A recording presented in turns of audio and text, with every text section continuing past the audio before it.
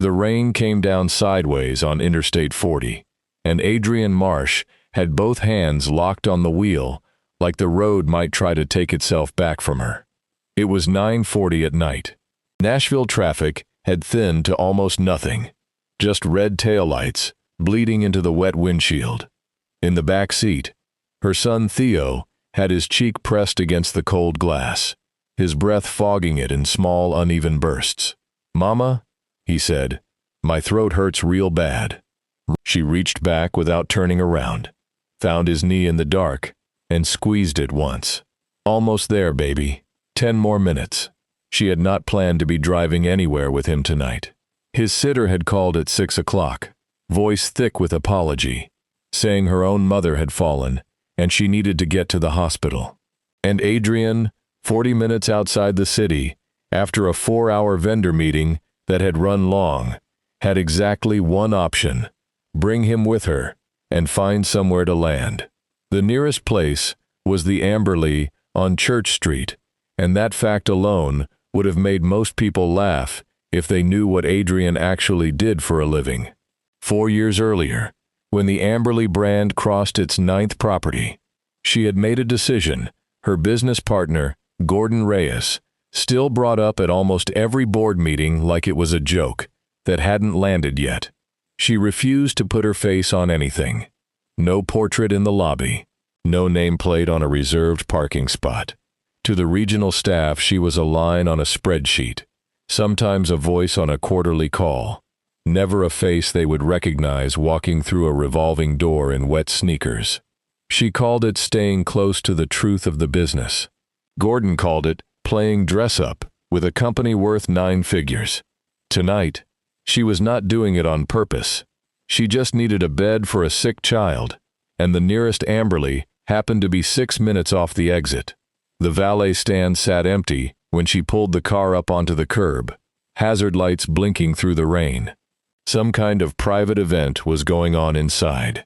She could see it through the tall front windows, string lights strung along the ceiling, servers moving through the lobby balancing trays, laughter rolling out every time the door swung open. She left the car half in the loading zone, because Theo's fever made her stomach turn every time she thought too hard about it, and hauled him onto her hip, even though he was 8 and getting heavy, even though he mumbled that he could walk himself. She pushed through the revolving door into air that smelled like candle wax and expensive perfume, her son's forehead hot enough against her neck that she felt it before she felt the cold air conditioning. The clerk behind the desk saw her coming before Adrian reached the counter, and something in the young woman's face shifted. Not dramatically, just a small, quiet recalculation, the kind that happens in under 2 seconds. She took in the damp gray hoodie, zipped over pajama pants, the scarf knotted hastily over unbrushed hair, the boy sagging heavy against her shoulder, and some private math ran itself behind her eyes. Her name tag read, Marissa. "Hi," Adrian said, breathless, rainwater still dripping off the ends of her hair onto the marble floor. "I need a room. Just for the night. My son is running a fever, and I don't have anywhere else close by. Do you have a reservation?" Marissa asked, already glancing at her screen. "No," Adrian said. "I know that's not ideal, but I really need whatever you have." Marissa's eyes moved to the monitor, then back to Adrian, then flicked briefly toward the ballroom doors, where the laughter kept rising and falling like waves against a shore. "I'm so sorry," she said, and her voice had the practiced softness of someone repeating a line she'd said before.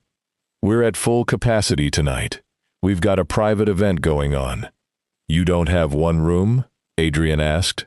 "Not a single one." Theo whimpered against her collarbone, and she felt the heat radiating off his skin straight through her hoodie. "I'm sorry," Marissa said again, already looking past her.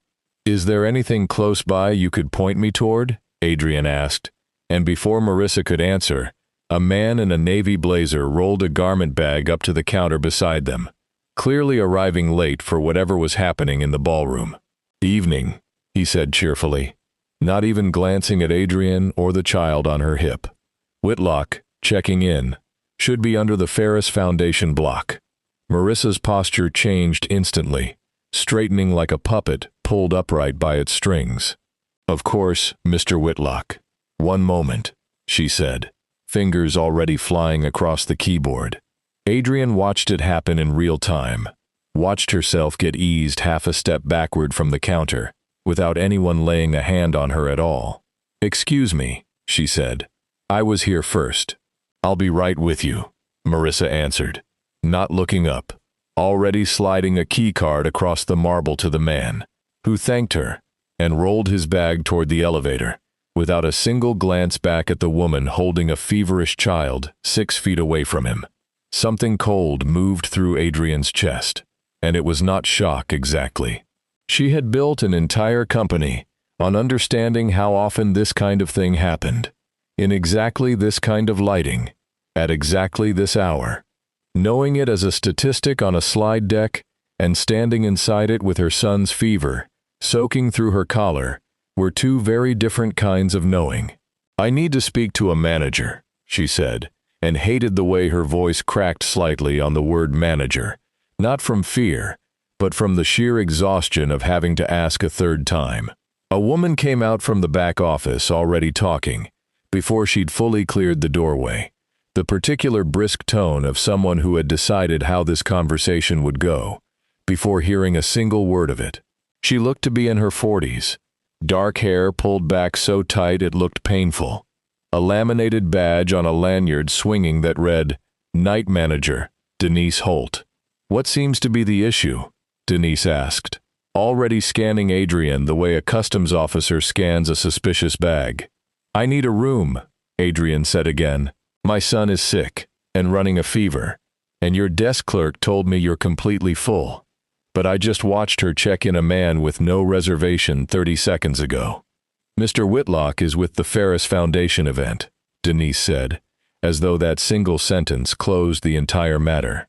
"That room was being held for him specifically."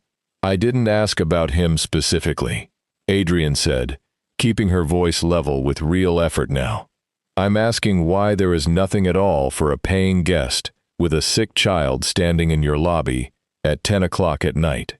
Denise's smile did not move, but her eyes did a quick clinical sweep down Adrian's damp hoodie, the broken zipper on her duffel bag, the boy's flushed cheek pressed to her shoulder, and something behind her expression settled into a decision.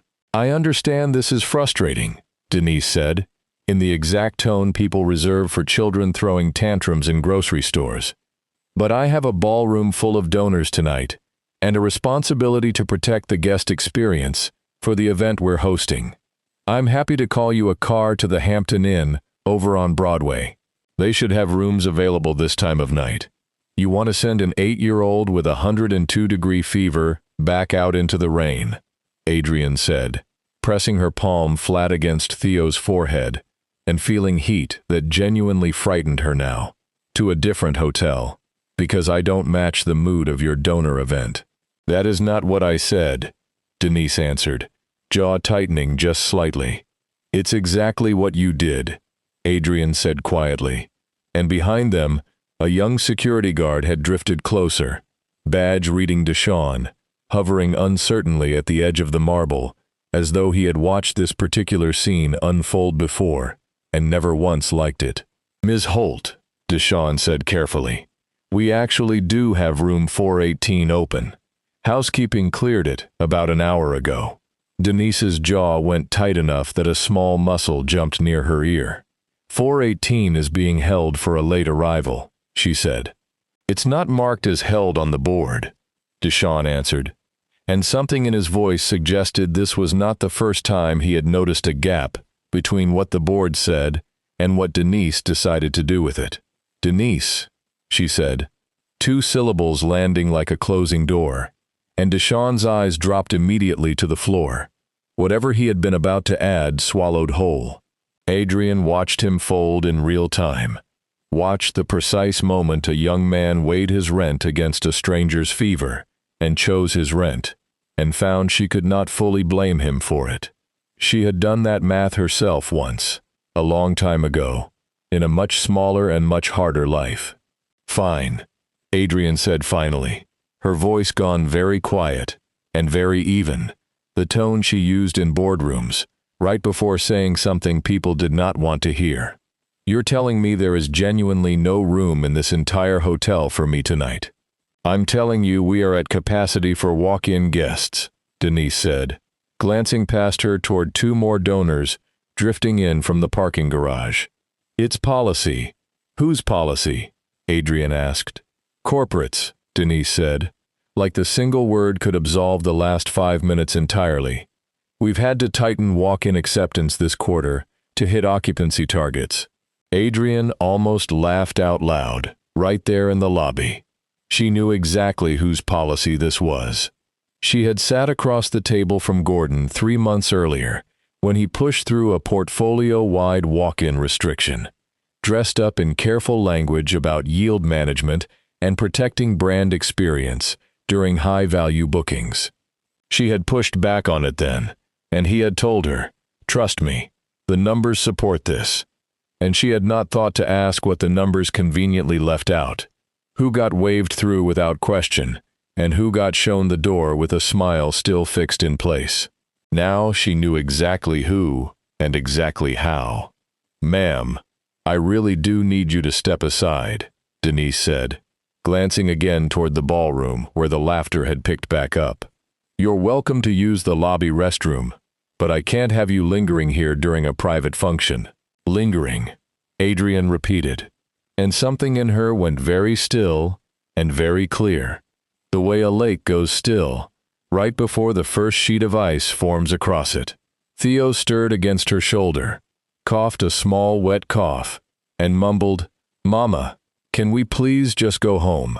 She could end this entire encounter in 11 words. "I own this hotel. I own the whole company. Give me a key." She had done exactly that once before, 2 years earlier, at an Amberley outside Memphis, when a manager refused to seat a black bride's family during a wedding block. She had walked straight to the host stand, pulled the ownership documents up on her phone, and watched the manager's professional composure collapse in front of 40 wedding guests. It had felt like justice for roughly 4 minutes, and then it had felt like almost nothing at all, because the manager kept her job with a formal write-up and a hollow apology, and Adrian had driven home, wondering how many other nights, like that one, happened in her hotels when she was not standing there in person to witness it. She did not want to end tonight with a phone screen and a gotcha moment. Not yet. She wanted to see exactly how far this would go on its own. "Fine," she said again, and hoisted her duffel bag higher onto her shoulder, resettling Theo's weight against her hip. "We'll go." Denise's shoulders dropped half an inch, with visible relief. "I really am sorry for the inconvenience," she said, in a tone that suggested she was already thinking about something else entirely. Adrian did not answer her. She walked back out through the revolving door into rain that had gone from a drizzle to something with real weight behind it, soaking through her scarf in the 15 steps between the entrance and her car. She buckled Theo into his booster seat, with hands that were not entirely steady, and sat behind the wheel for a long moment without starting the engine, watching the lobby glow gold through the wet windshield, watching shapes in evening wear drift past the glass like a performance staged for an audience that would never once be told no. She pulled out her phone and typed a single message to her assistant, a sharp and unflappable woman named Priya, who was probably 3 hours from asleep by now. "I need everything on tonight's front desk and management staff at the Church Street property," she typed, "and pull the walk-in policy memo Gordon pushed through in the spring. I want the exact wording, word for word." She hesitated with her thumb hovering over the screen, then added one more line before finally starting the engine. "Also find me the closest urgent care that's still open. Theo's fever isn't breaking on its own." In the mirror, her son's eyes were closed, his lips moving faintly around words she couldn't quite make out. She reached back one more time, found his hand instead of his knee this time, and held it the whole way out of the parking lot, the lit hotel windows shrinking smaller and smaller in her rearview mirror. She was not finished with that building, not even close. But right now she had a sick child who needed a doctor, and everything else could wait until morning. The policy, the manager, the clerk who had looked right through her, the quiet guard who had known better, and said it out loud, only to fold the second his name got used like a leash. All of it would still be there when the sun came up. She would make certain of that herself. The urgent care smelled like rubbing alcohol and old coffee, fluorescent lights making everyone under them look a little bit gray. Adrienne sat in a hard plastic chair, with Theo's head heavy in her lap, stroking damp hair back from his forehead, watching a muted television loop the same weather forecast 3 separate times. "Marsh, Theo," a nurse finally called, and Adrienne carried him back through swinging double doors into a small, cold exam room. A young physician's assistant checked his ears, his throat, pressed gentle fingers along the line of his jaw, while Theo squirmed and complained in a hoarse little voice. "Looks like an ear infection. Probably viral underneath it too," she said. "Fever's at 102.4. We'll get him something to bring that down and start antibiotics, just in case it turns bacterial overnight. He's going to be just fine, Mom. Just a rough couple of days ahead of him." Mom, not ma'am. Not a name pulled off an insurance card.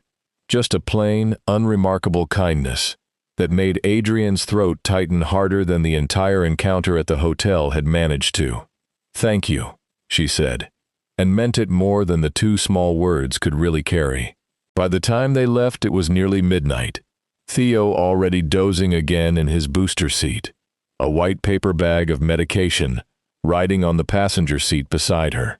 She sat in the parking lot under a buzzing sodium light, with the engine idling, and finally let herself feel the whole day at once. The vendor meeting that had run 2 hours long, the sitter's frantic call, the drive through the rain, the lobby, the word lingering, sitting in her chest like a stone she hadn't asked to swallow. For almost a full minute, she rested her forehead against the steering wheel and simply breathed. Then her phone buzzed against the passenger seat. It was Priya. "Got the staff list," the message read. "Marissa Webb, 6 months on the job. Night shift, decent reviews. One earlier complaint about a parking dispute, unrelated to tonight. Denise Holt, night manager. 4 years at that property. Very aggressive about occupancy numbers. 2 regional commendations for hitting targets in back-to-back quarters. Also found the memo. It's worse than you think." Adrienne sat up straighter in the driver's seat. "Send it over," she typed back. The document loaded slowly on her cracked phone screen. 3 full pages of corporate language that had clearly been polished by someone before it ever went out to the field. Buried in the 4th paragraph, past all the talk of yield optimization and brand tier prioritization, sat the sentence that made her stomach drop straight through the car seat. Walk-in guests without confirmed loyalty status or verified event affiliation should be directed to overflow accommodations whenever property occupancy exceeds 85% during high-value bookings, in order to preserve inventory for premium and preferred segments. No mention of race anywhere in it. Of course there wasn't. Gordon was many things, but he was never careless enough to put that particular truth into writing, where anyone could later point to it. The policy read as neutral on paper, and it had stayed exactly that neutral for precisely as long as it took someone like Denise Holt to apply it with her own private judgment, filling in every blank left open. Waving through a man from a donor foundation without so much as a reservation, while turning away a woman in a rain-soaked hoodie holding a sick child, because one of them read as premium inventory on site and the other did not. That was the part that made Adrienne's hands go cold around the steering wheel. This was not one bad employee having one bad night. This was a system built vague enough on purpose to give cover to whoever's private instincts filled in the missing pieces, and those instincts kept landing in the exact same direction, City after city, year after year, while nobody higher up ever had to watch it happen with their own eyes. She thought about calling Gordon right then, at nearly 1 in the morning, and decided firmly against it. She wanted the complete picture first. She wanted to understand exactly how deep this went before she carried it to the man who had built the loophole into existence in the first place. One more thing, Priya texted a minute later. Denise posted something on her personal social media about 40 minutes ago. It's a story, gone now, but a follower forwarded it to guest relations because it named the property directly. What did it say? Adrian asked. Kept the riffraff out of the Ferris Gala tonight, lol, the things we do for these donors. 14 views before she deleted it. Guest relations flagged it automatically once the hashtag matched the property name. Adrian read the message twice through, feeling something settle cold and final in her chest. There it was. Not corporate language, dressed up in careful phrasing anymore. Just the plain, ugly shape of what had genuinely happened tonight, typed out casually by the very woman who had done it, believing nobody who mattered would ever see the words. She did not feel triumphant reading it. She felt tired, in an entirely new way, a heavier way, the specific exhaustion that comes from having a suspicion confirmed instead of proven wrong. She did not drive back to the hotel that night. Theo needed rest, far more than she needed a confrontation, and confrontations built on adrenaline at midnight tended to go worse than the ones built on a full night's sleep. She drove them instead to a small independent inn, 2 exits further down the highway, not one of hers, a small mercy in the fact that there was nothing at all to untangle about who owned the building. She checked in under her legal name, without a moment of trouble, and lay awake beside her sleeping son until nearly 2 in the morning, staring at a water stain on the ceiling, running the whole evening back and forth in her mind, like a strip of tape she couldn't stop rewinding. She kept landing on Deshawn, the young security guard, who had known room 418, sat empty, who had said so plainly out loud, and who had folded the instant Denise used his name like a short leash. She understood that particular math better than almost anyone. She had been a 23-year-old with rent due once too, a long time before any of this.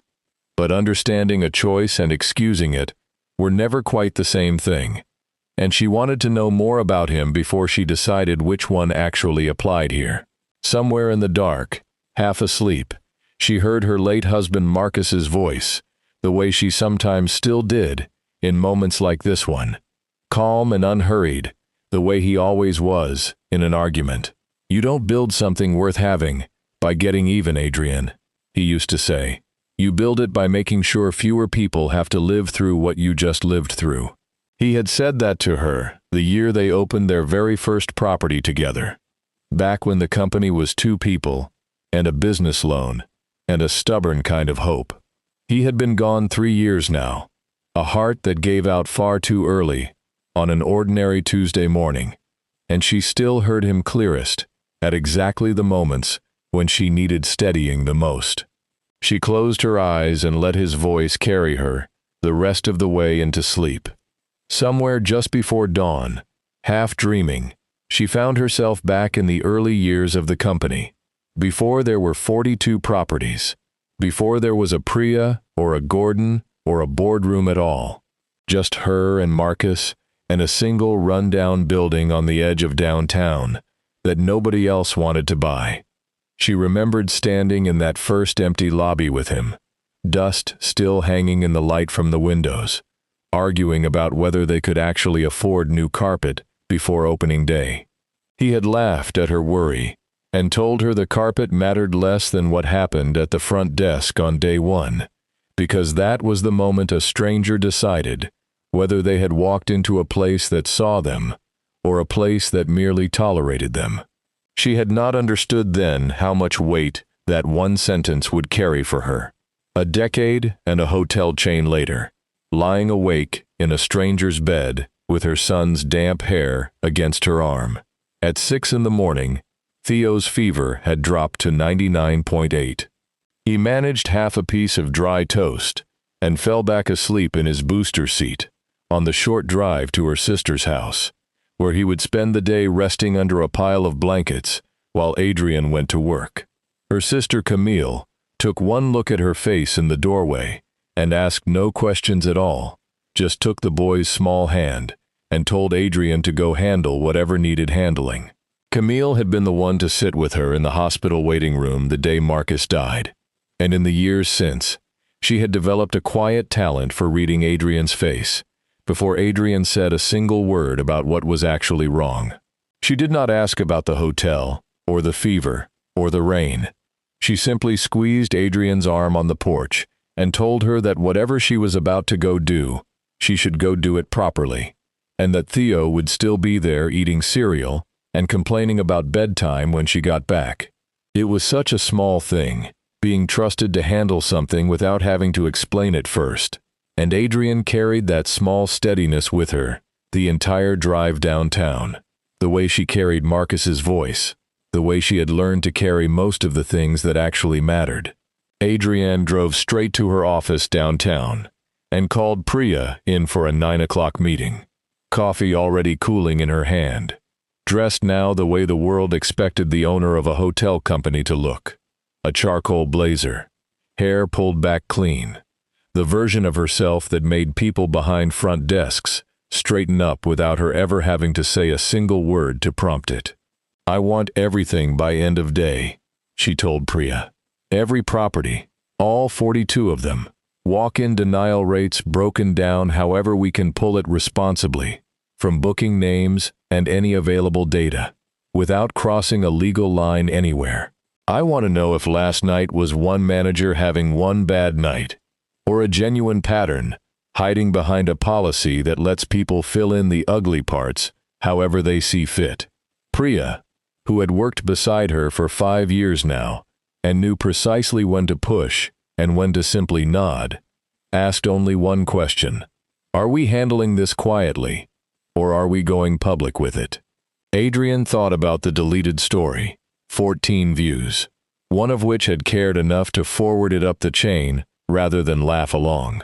"We're handling it accurately first," she said. "Then we decide together exactly how loud it needs to become." By 2 that afternoon, the picture Priya had assembled was worse than a single bad night at a single property. Across the entire portfolio, walk-in denial rates for guests without a stated loyalty tier were nearly double for guests whose booking names or profile photos suggested they were black, even after accounting honestly for occupancy load at each location. It was not a smoking gun sitting inside any one hotel taken alone. It was an unmistakable smoking gun, once you looked at the whole picture together. The kind of pattern that never happens purely by accident.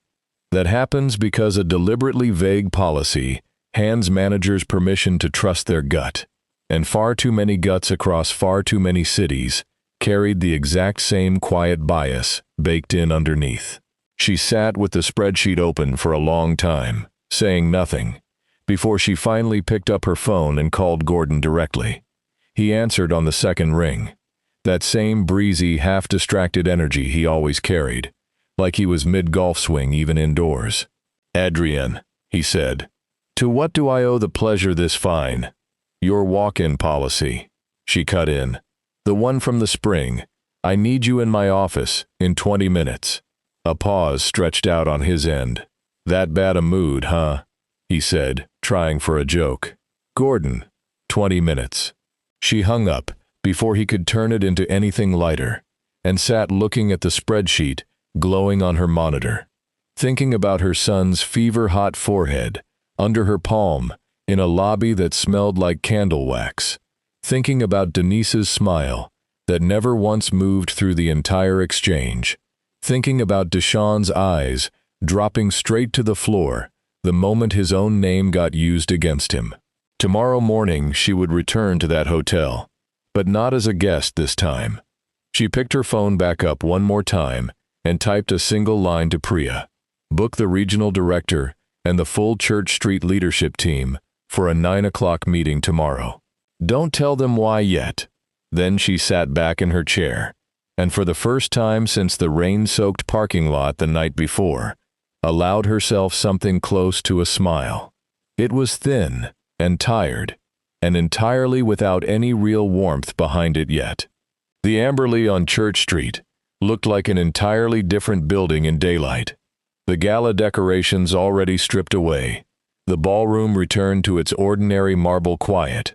Morning sun, instead of string lights, pouring through the tall front windows, onto the same floor that had gleamed gold the night before. Adrian walked in at 8:50 in the morning, wearing the blazer, hair pulled back clean, low heels that made no sound at all against the polished stone. Priya walked a half-step behind her, tablet tucked under one arm. Marissa stood behind the desk again for the overlapping morning shift, and she glanced up automatically, the practiced customer service smile already half-forming, before it faltered. Some flicker of half-recognition crossing her face, without quite finding anywhere to land. She had no idea why the woman in the blazer seemed familiar. She only knew that somehow she did. "Good morning," Adrian said evenly. "I'm here to see Denise Holt, and I understand there's a leadership meeting already on the calendar." Denise came around the corner from the back office, right at 9 o'clock exactly, expecting the regional director, and instead, finding a woman standing in the lobby who needed a full 3 seconds to place. Rain-soaked hoodie, swapped for tailored wool. Hair completely different, but the eyes were unmistakably the same eyes. And the instant it landed, Adrian watched the exact same collapse she had once witnessed outside Memphis 2 years earlier. All the color drained straight out of Denise's face, like someone had pulled a plug somewhere behind her eyes. "You're," Denise started, and could not finish it. "Adrian Marsh," she said, flat, with no theater in it at all, because theater was never really the point of any of this. "Majority owner, Amberley Hospitality Group. We met last night. You told me you didn't have a single room available." "I didn't know," Denise said, voice already climbing toward panic. "I had absolutely no idea who you—" "That is exactly the problem," Adrian said. "You should never have needed to know who I was before treating me like a person who deserved a room in a hotel with 300 empty units that night. Room 418 sat open the entire time," Adrian continued, her voice carrying now, pitched to reach the desk, the office doorway, and Deshaun, who had just come off his own night shift and was frozen halfway through the employee entrance, with his jacket still hanging off one shoulder. "Your own security officer told you that directly, and you overruled him the moment a man in a nicer blazer walked in behind me. The regional director, a calm gray-haired man named Preston, arrived a full minute late and visibly confused by the tension already thick enough to cut in the lobby, and Adrian did not slow down to let him catch up. She had learned a long time ago that explaining herself twice only ever diluted the point she was trying to make in the first place. "I'm going to say this once, to everyone standing here, so there's no confusion afterward," she said, loud and steady and clear. "Last night, my 8-year-old son had a fever of 102 degrees, she said. I stood at that desk and asked for a room, and I was told there were none, while a man with an event affiliation was checked in, without any reservation at all, 4 feet away from me. When your security officer pointed directly at an open room, he was shut down by name in front of me, and I watched him back away, because he was afraid of losing his job over telling the plain truth." Denise opened her mouth to answer. Adrian raised one hand, not unkindly, but firmly enough that Denise's mouth closed again on its own. "I've spent the last 12 hours learning that last night was not an isolated bad evening," she went on. "It's a pattern running across this entire company, hiding behind a walk-in policy that never once mentions race directly, but somehow only ever seems to bite one particular kind of guest. That policy came from my own business partner, and I own a piece of that failure myself. I'm not standing here pretending otherwise." Preston shifted his weight, visibly sensing the ground underneath his own feet, had gotten considerably less solid in the last 90 seconds. "Denise," Adrian continued, "you didn't only enforce a badly written policy last night. You lied directly to a guest's face about capacity. You overruled a staff member who was telling you the truth in real time, and then you went home and posted about it on your personal account, calling a sick child and his mother riffraff for 14 people to see before you thought better of it and deleted it. That isn't a policy problem anymore. That's a character problem, and I don't build a company around people who find that kind of thing funny at midnight. You're terminated, effective immediately. Human resources will process everything today." Denise's mouth worked without any sound coming out for a long moment. "You can't just," she finally managed. "I've been here 4 years. I've hit every single occupancy target you people." "You people," Adrian repeated, very quietly, and let the phrase hang in the air until Denise heard herself say it out loud a second time in her own head. Nobody in the lobby spoke. Behind the front desk, Marissa had gone completely still, one hand frozen halfway to a stack of checkout folios, watching every second of it unfold.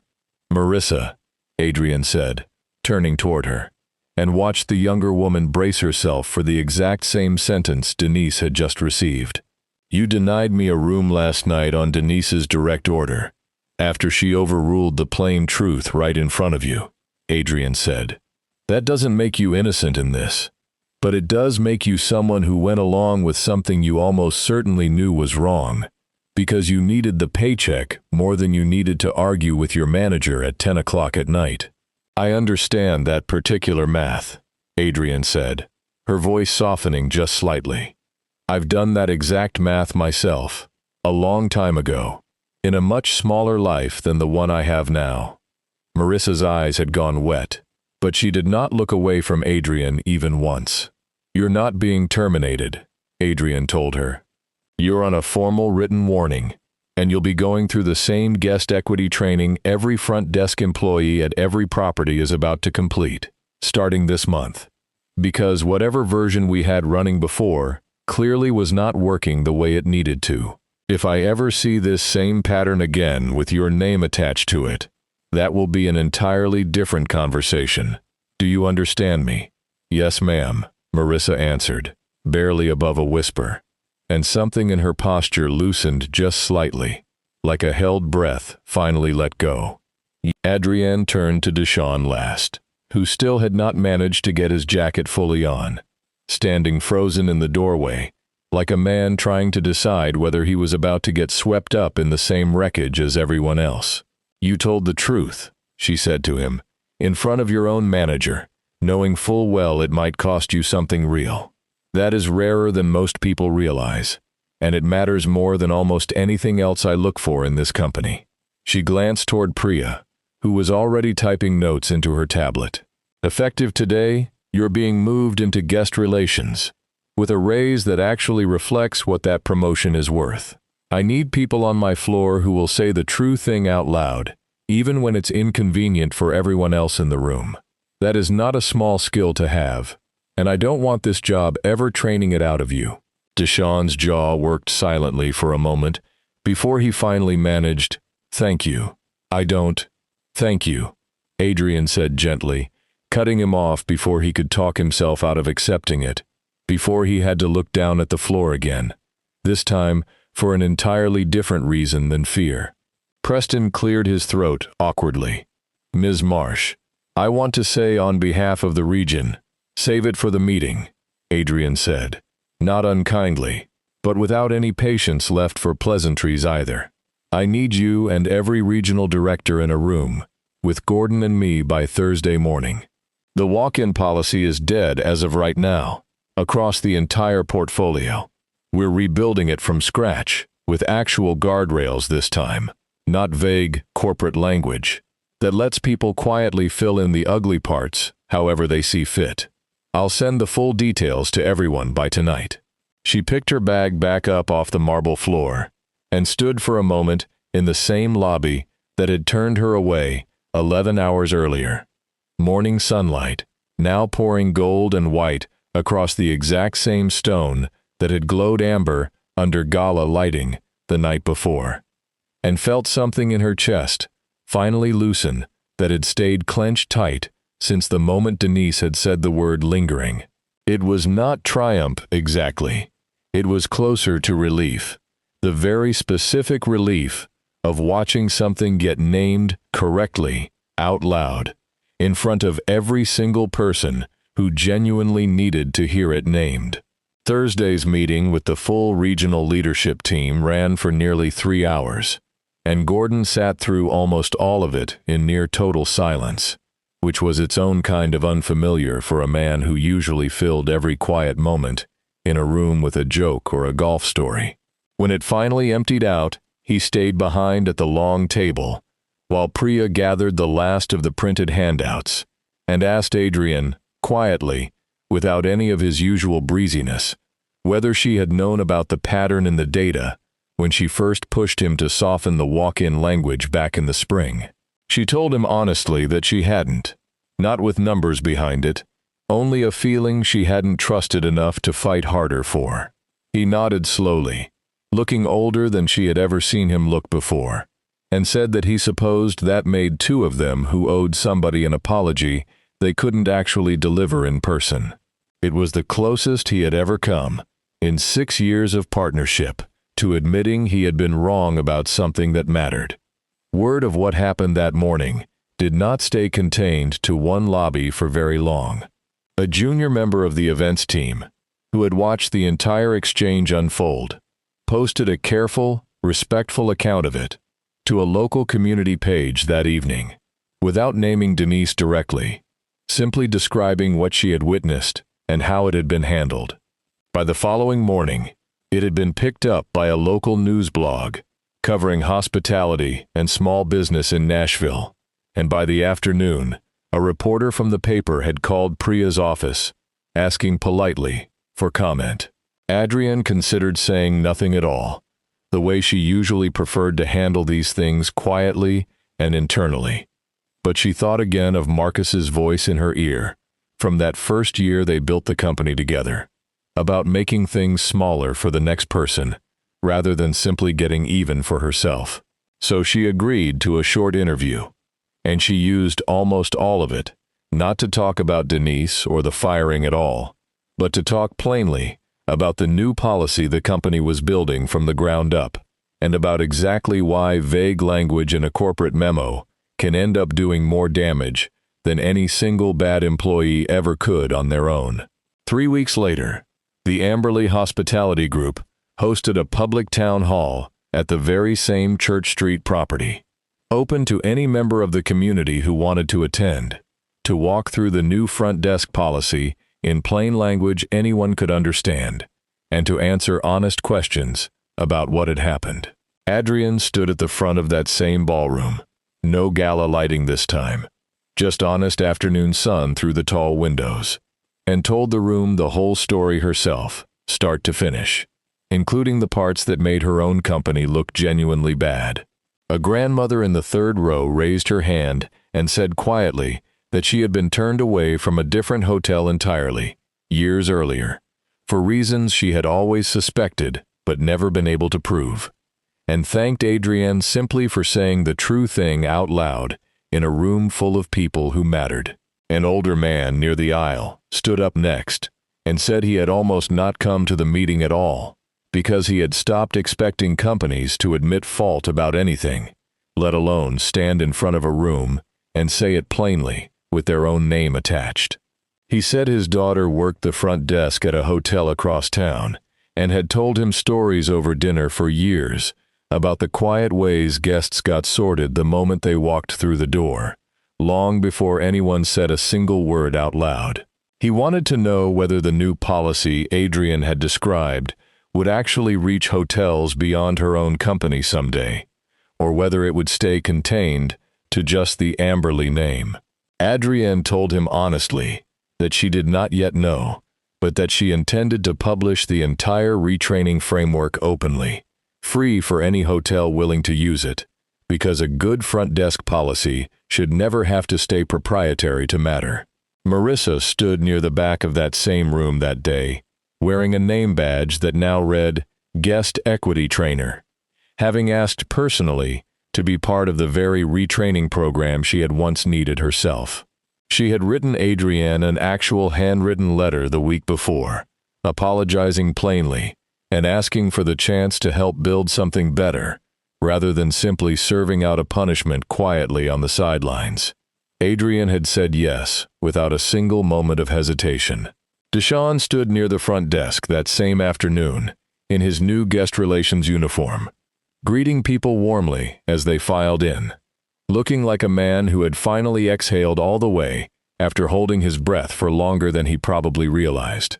Gordon sat in the second row that day too, chastened in a way Adrienne had genuinely never witnessed from him across 6 years of partnership, nodding along instead of making a single joke.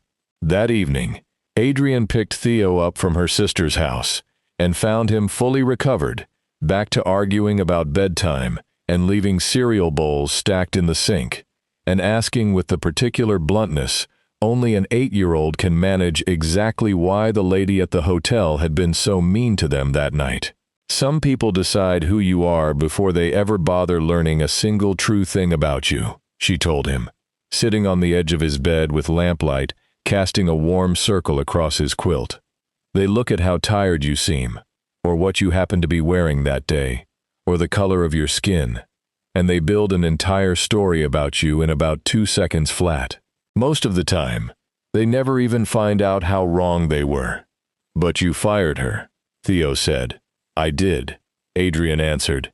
But firing her doesn't fix those 2 seconds. It just makes sure fewer people have to live through what we lived through that night. That's the part that actually matters most. Not getting even with anyone.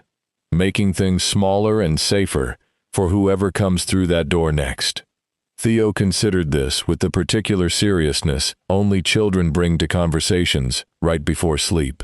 Are you going to check all your other hotels now? He asked, like sneaky, so nobody knows it's really you. Adrienne smiled, thinking of Deshaun behind the guest relations desk, of Marissa standing in front of a room full of new trainees, of Gordon actually agreeing to guardrails he would have laughed off entirely a month earlier. Sneaky as ever, she told her son, but I've got real help now. People willing to tell the truth, even when it costs them something. That matters even more than me showing up in disguise ever could. She sat a moment longer in the dark after he drifted off, listening to his breathing even out into real sleep, thinking about a woman in a rain-soaked hoodie, standing at a marble counter, asking for nothing more than a single room for one night, and being told there simply wasn't one. There had always been a room. The only real question, the one that mattered in the end, was whether the people holding the keys could see past their own quiet assumptions long enough to actually hand it over. Adrienne meant to build a company that never had to be taught that particular lesson twice, one property at a time, one honest conversation at a time, for as long as it took. If this story kept you watching until the end, you're exactly the kind of viewer we create these stories for. Subscribe to Mind Maze Tales and turn on notifications so you never miss our next emotional family drama. We'd also love to hear from you, so tell us in the comments where you're watching from and what you thought about today's story. Thank you for watching, and we'll see you in the next one.